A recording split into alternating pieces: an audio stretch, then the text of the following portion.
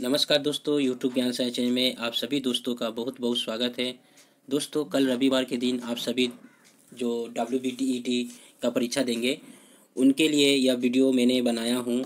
यह वीडियो में आप यह देख पाएंगे कि अगर अंतिम समय में आपको प्रश्न समझ में नहीं आ रहा है तो आपका विकल्प के रूप में तुक्का लगाना ही पड़ता है।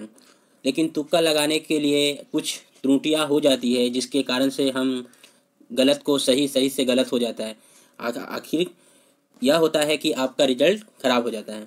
किंतु मैं यह बतला देने वाला हूँ कि तुक्का लगाने से कोई रिजल्ट पास आउट नहीं होता है। यह सबसे बड़ा फार्मूला यह है एग्ज़ाम क्रैक करने का कि आपकी मेहनत, आपका जो कई सालों की प्रिपरेशन कैसी हुई है उसके ऊपर निर्भर करती है। किंतु WBTET में नेगेटिव मार्क्स नहीं रहते हैं जिसके कारण से आप तुक्का लगाने के लिए ऑप्शन आपका रहता है। तो ऐसे समय में आप तुक्का कैसे लगाएं यह आप समझ लें। जैसे कि आप देख पा रहे हैं यहाँ पर ये जो है West Bengal board of primary education की तरफ से आंसर की का प्रारूप है। इस आंसर की में आपको जो 5 सेक्शन, इसमें पहला जो 1 से 30 ये बांग्ला का है, बाकी 2, 3, 4, 5 ये है आपका दिया गया है इंग्लिश। उसके बाद आपका 2 में, उसके बाद 3 में दिया गया है आपका चाइल्ड डेवलपमेंट, चौथा में है मैथमेटिक्स और पांचवा में है आपका EVS। तो इस तरह से 150 का प्रश्न का आंसर की दिया गया है। आपको इस आंसर की से देख पा रहे होंगे कि किस प्रकार से आंसर का की है, यानी कि प्रश्न का उत्तर है। तो इसके लिए मैं आपको स्पष्ट रूप में OMR शीट में ले चलता हूँ। ये देख पा रहे हैं दोस्तों, मैंने इस OMR शीट में जो आपको आंसर की दिखलाया हूँ WBTET 2015 में जो हुआ था उसका है। और इसका मैंने सारे प्रश्न का उत्तर जो है गोला करके लगाया हूँ इस स्पेसिमेन कॉपी में। तो इस स्पेसिमेन कॉपी में 150 अंकों का गोला है और प्रत्येक चीज़ों को मैं आपके समक्ष एनालिसिस करके बतलाऊंगा कि इसमें किया क्या हूँ मैं।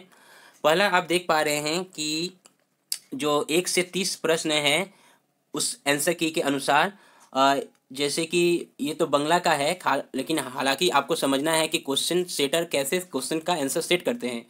तो जैसे कि यहाँ पर देख पा रहे हैं मैंने, ये यहाँ पर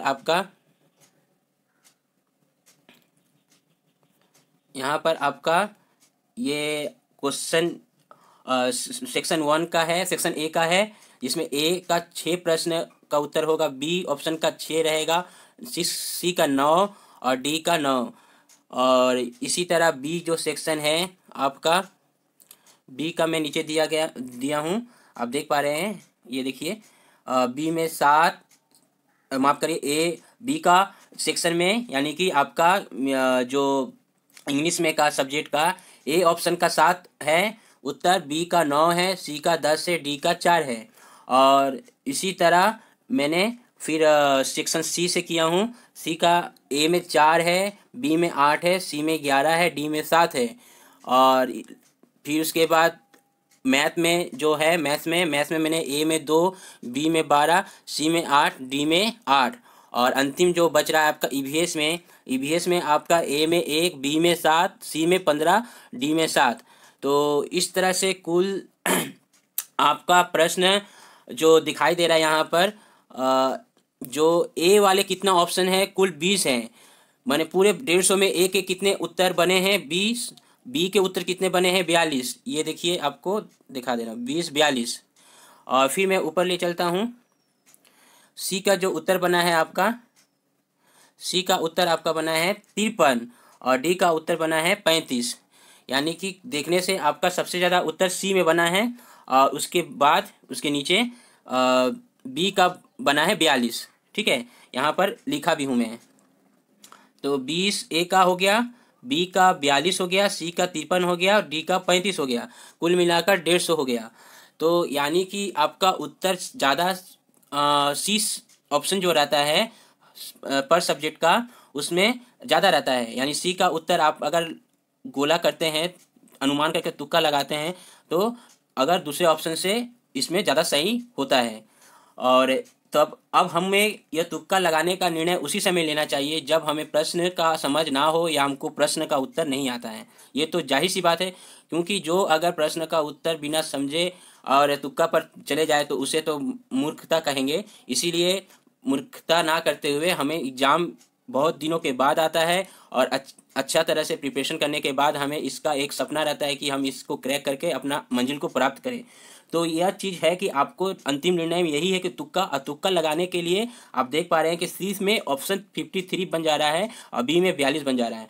तो तुक्का लगाने के लिए मैं आप सभी लोगों को, सभी दोस्तों को, बंधु बांधवों को मैं यह बतला रहा हूँ कि अगर आप सी करके 5 लगाए स्टार्टिंग से और फिर बी करके अगर नहीं आता है तो बी का ऑप्शन फिर लगाए 5, ऐसे करके। मान लीजिए कि मुझे इंग्लिश का कोई समझ में ज़्यादा नहीं है, तो मेरा इंग्लिश सेक्शन कमज़ोर है और मेरे समझ के बाहर है, तो आपको क्या करना होगा, इंग्लिश का ऊपर से 5 ले लीजिए, 1 2,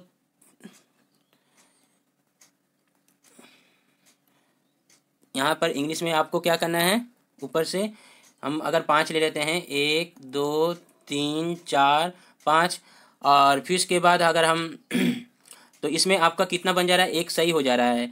बी में अगर लेते हैं तो फिर उसके बाद आपका कितना बन जा रहा है, 1, माफ़ करिए, फिर बी में अगर आते हैं तो बी में अगर 35, ऊपर से अगर हम 31 से 35 के बीच में अगर हम सी सेक्शन लगाते हैं तो आपका कितना सही होगा, 1 सही होगा। और 35 से 36 से लेकर फिर उसके बाद 40 तक के बीच में अगर बी लगाते हैं तो 1 सही होता है। 36 से लेकर 40 के बीच में अगर बी लगाते हैं तो 1 सही होगा। अब देखिए यहाँ पर ए सेक्शन का जो दिया गया है, यहाँ पर एक सेक्शन में 3 दे दिया है। देखिए तुक्का लगाने का कोई प्रमाणिक तथ्य नहीं होता है, लेकिन ज़्यादातर पर देखिएगा कि ऑप्शन आपका बी और सी में ज़्यादा मिलते हैं। तो मैं अपने तरफ से बोल रहा हूँ कि सी का सेक्शन से आप स्टार्ट करिएगा 5 लगाकर, उसके बाद बी का 5 लगाइएगा तो अच्छा रहेगा। या आप अपने मन से बी का लगाइए पहले 5, फिर सी का 5 लगाइए, इस तरह करके लगाइए। लेकिन तब लगाइए जब आपको नहीं आता है तब, क्योंकि तुक्का लगाने से कोई रिजल्ट बनता नहीं है। तो आप सभी दोस्तों को यह समझाने का मेरा मकसद यही है कि तुक्का का प्रयोग एक सिस्टमेटिक ढंग से अपनाना चाहिए, ना कि मन आया तो इसे टेढ़ी मेढ़ी सांप की तरह बना दिया, टेढ़ी मेढ़ी रास्ता बना दिया और जो मन आया वैसे बना दिया। तो ऐसे करने से आप सभी दोस्तों को इससे हानि हो सकती है। तो मेरा आप लोगों से यही सलाह है कि इस तरह का अगर ऑप्शन अगर बनता है आप लोगों को तो समझकर अच्छी तरह से बनाएं। और आशा करता हूँ कि ये वीडियो आपको समझ में आया होगा। अगर ये वीडियो अच्छा लगा हो तो जरूर से जरूर लाइक, चैनल को सब्सक्राइब और शेयर जरूर करिएगा। बहुत बहुत धन्यवाद।